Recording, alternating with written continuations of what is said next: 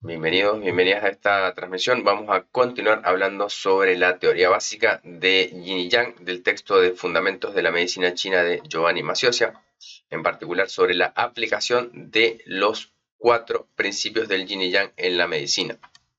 Entonces tenemos por un lado la oposición del Yin y Yang. La oposición de Yin y Yang refleja en medicina el antagonismo de las estructuras Yin y Yang del cuerpo humano. Es la oposición de las características yin y yang de los órganos y sobre todo en la oposición de la sintomatología yin y yang. No importa cuán complejos sean, todos los síntomas y los signos de la medicina china pueden ser reducidos a su característica elemental y básica de yin o de yang. Para poder interpretar el carácter de las manifestaciones clínicas en términos de yin y yang, podemos categorizar ciertas cualidades básicas que nos orientarán en la práctica. Estas son, por ejemplo, para Yang tenemos fuego y agua, calor y frío, agitado y calmado, seco y mojado, duro y blando, excitación o inhibición, rapidez y lentitud, sustancial o no sustancial sería el Yang y sustancial el Yin, y la transformación y cambio como la naturaleza del Yang y la conservación, el almacenamiento y el sostenimiento del Yin.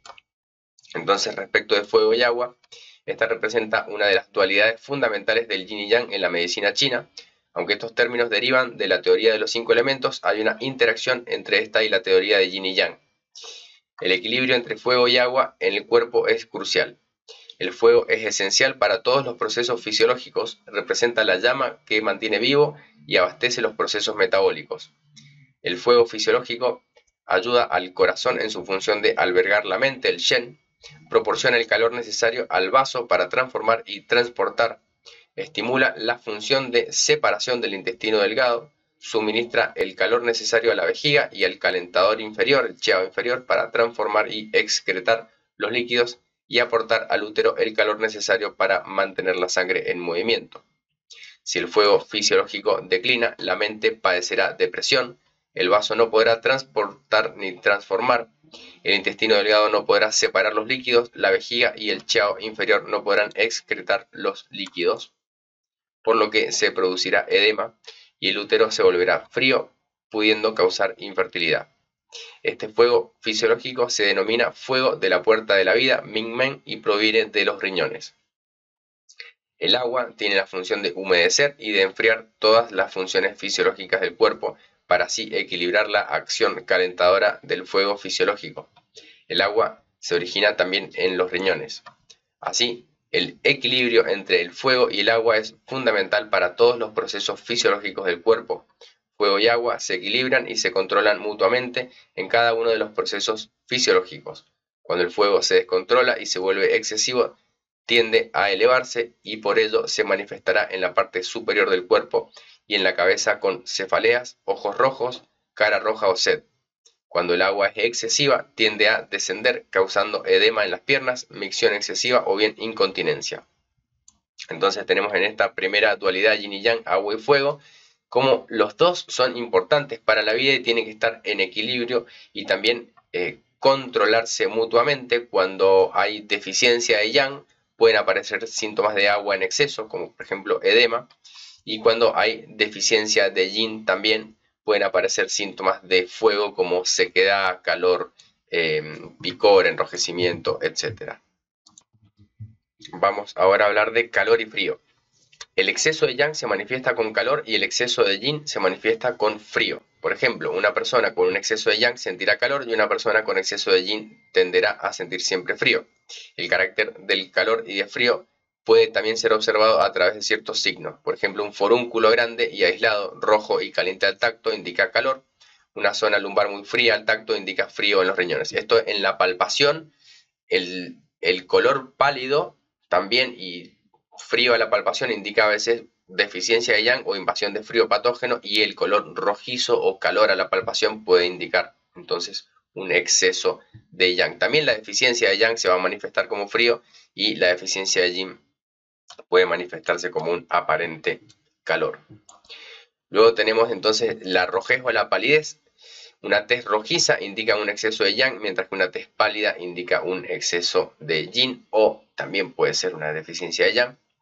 En términos de agitación o calma, la agitación, el insomnio, el no poder estar quieto o los temblores indican un exceso de yang. El comportamiento tranquilo, el deseo de permanecer inmóvil o la somnolencia indican un exceso de yin. Seco o mojado, también cualquier síntoma o signo de sequedad como ojos secos, garganta seca, piel seca o las heces secas indica un exceso de yang o de insuficiencia de yin. Cualquier síntoma o signo de exceso de hidratación como ojos llorosos, nariz con mucosidad acuosa, granos en la piel o heces sueltas indican un exceso de yin o una insuficiencia de yang. Por ejemplo, en una enfermedad de la piel, si hay enrojecimiento indica calor, si hay humedad o yin puede haber una supuración que tenga una ampolla, por ejemplo. Y así podemos diagnosticar qué factor patógeno está presente en términos de humedad o sequedad y de yin y yang. Respecto de duro y blando, cualquier bulto, hinchazón o masa dura son normalmente debidas a un exceso de yang, mientras que si son blandos se debe a un exceso de yin. Respecto de excitación o inhibición, siempre que una función se halle en un estado de hiperactividad indica un exceso de yang, si está en un estado de hipoactividad indica un exceso de yin. Por ejemplo, un ritmo cardíaco rápido puede indicar un exceso de yang de corazón, mientras que un ritmo cardíaco muy lento puede indicar un exceso de yin de corazón. Entonces, la velocidad o rapidez y lentitud se puede manifestar de dos formas: en los movimientos de una persona y en el inicio de las manifestaciones. Si los movimientos de una persona son en su manera de caminar, por ejemplo, o de hablar rápidos, puede indicar un exceso de yang. Si son lentos, puede indicar un exceso de yin. Si los síntomas o signos aparecen de repente y cambian rápidamente, indican una afección yang. Si aparecen gradualmente y cambian lentamente, indican una afección yin. Eso también, en general, los problemas del yin tienden a ser más crónicos y los problemas del yang pueden ser más agudos, aunque después se transformen en cuestiones crónicas. Pero siempre el yin tarda más en verse afectado. Respecto de lo sustancial o no sustancial, como se estaba diciendo, el yang corresponde al estado sutil de agregación y el yin corresponde a un estado denso y tosco de agregación. Si el yang es normal, todo continuará moviéndose, el chi fluirá con normalidad y los líquidos serán transformados y excretados. Si el yang es insuficiente, el chi se estanca, los líquidos no se transforman ni se excretan y por lo tanto el yin prevalecerá. Por ello, el yang mantiene las entidades en movimiento y en un estado de fluidez o insustancialidad. Pero si el yin prevalece, falla el poder de movimiento y de transformación del yang, por lo que la energía se condensará tomando forma y volviéndose sustancial. Esto es, por ejemplo, los fluidos orgánicos que circulan normalmente. Cuando falla el yang se estancan y se acumulan, se generan, por ejemplo, edemas, flemas, tumores, bultos, acumulaciones anormales de tejido. Dice, por ejemplo, si el chi se mueve con normalidad en el abdomen, la función de los intestinos de separación y de excreción de los líquidos será normal. Si el yang falla y el chi disminuye, el poder del yang de mover y de transformar se alterará, los líquidos no se transformarán, la sangre no se moverá y con el tiempo el estancamiento de chi dará lugar a estancamiento de sangre y más adelante a masas físicas o tumores. Siempre que hay un crecimiento de tejido, que no es lo mismo que una acumulación de un fluido, una sustancia, eso se puede interpretar como edema, como una flema, como humedad. Pero si ya hay un crecimiento de un tejido anormal, se considera un estancamiento de sangre en la medicina china. Respecto de la transformación o el cambio y conservación, almacenamiento y sostenimiento, que son funciones del yin y el yang, el yin se corresponde con la conservación y con el almacenamiento. Esto se refleja en la función de los órganos yin que almacenan la sangre, los líquidos orgánicos y la esencia, guardándolos como esencias valiosas. El yang corresponde a la transformación y el cambio. Esto se refleja en la función de los órganos yang que se llenan y se vacían constantemente y que continuamente transforman, transportan y excretan. Lo que antecede son las directrices generales que nos permiten, a través de las teorías de yin y yang, interpretar las manifestaciones clínicas. Todos los síntomas y signos pueden interpretarse a la luz de las directrices anteriores, debido a que todas las manifestaciones clínicas surgen de la separación del yin y yang.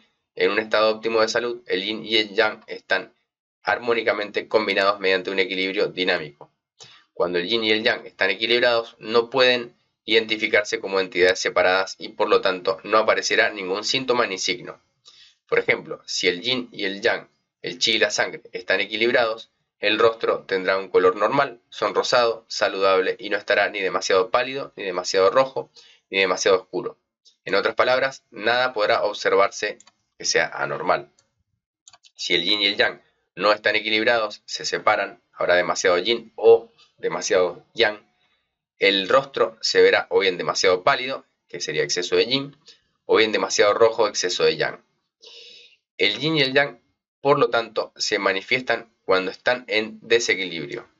Podemos visualizar el símbolo del principio generador del yin y yang girando rápidamente. En ese caso el color blanco y negro sería como el símbolo del yin y yang, dejan de distinguirse, dejan de ser visibles y diferenciados por el ojo. De la misma forma, cuando el yin y el yang están equilibrados y se mueven armoniosamente, no pueden ser separados, no son visibles y los síntomas y signos no aparecerán. Todos los síntomas y signos pueden interpretarse de este modo, es decir, como una pérdida del equilibrio entre el yin y el yang.